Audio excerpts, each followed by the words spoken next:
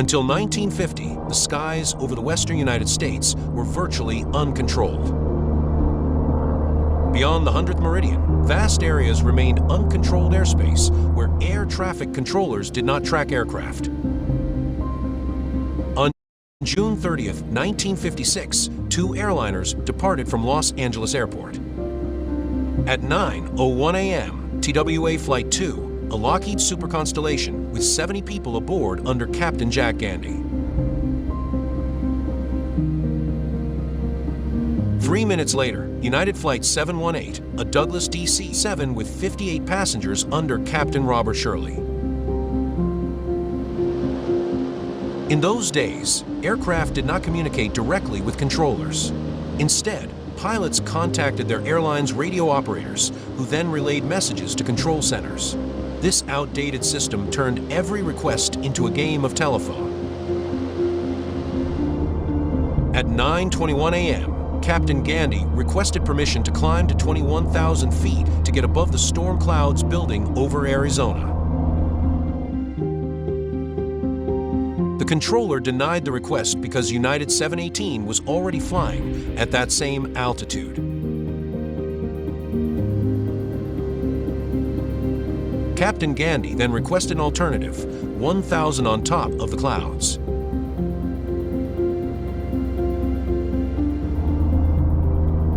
In 1956, this meant switching to what's called visual flight rules, where the pilot becomes responsible for spotting and avoiding other aircraft with his own eyes. Air traffic control cleared TWA-2 to maintain at least 1,000 on top. That day, on top meant climbing to the same fateful 21,000 feet. Both aircraft now found themselves at the same altitude in uncontrolled airspace. Man, what a beautiful view of the canyon today. Yeah, approaching Painted Desert Line now. Don't forget to report when we pass. But the weather over the Grand Canyon was far from clear. Massive thunderheads towered up to 30,000 feet. Visibility's getting a bit hazy up here. All right, keep us clear of those clouds.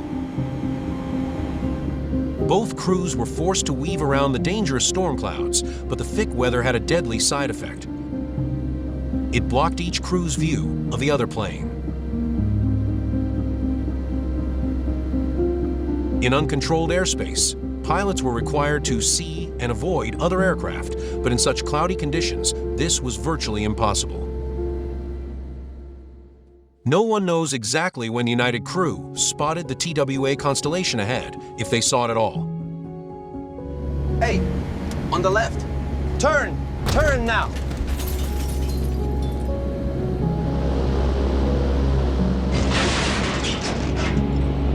Perhaps they emerged from behind a cloud to find it directly in their path, appearing when it was already too late to react.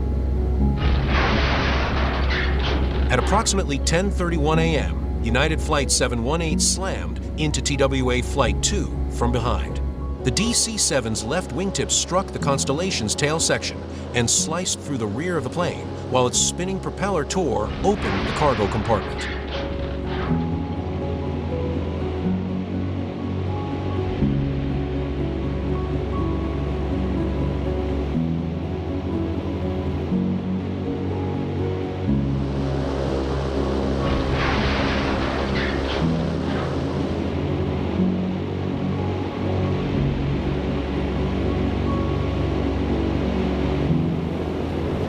The catastrophic collision lasted less than half a second and instantly destroyed both aircraft beyond any hope of recovery.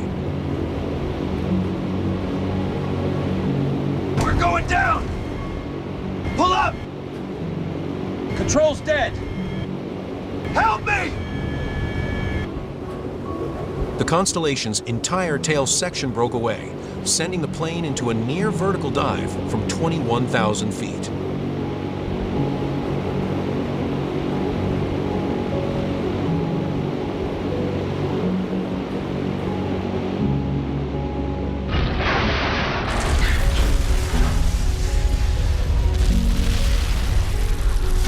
crashed upside down into a steep canyon wall 130 meters above the Colorado River.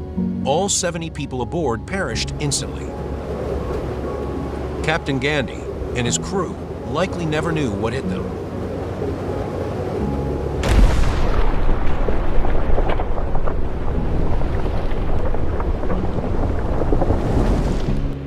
United 718 faced a slower but equally hopeless fate. Having lost 6 meters of its left wing, the crippled DC-7 entered an uncontrollable spiral descent toward the canyon below. Only one brief, desperate radio message reached the outside world. Salt Lake 7118, here we are going in. Pull up! Pull up!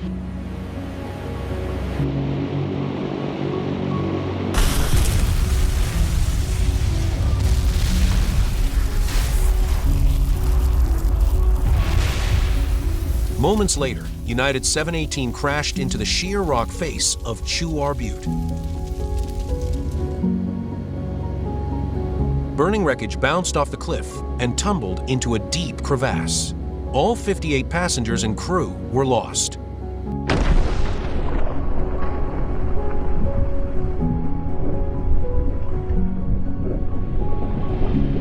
That day claimed 128 lives in total, making this the first commercial airline incident in which more than 100 people perished.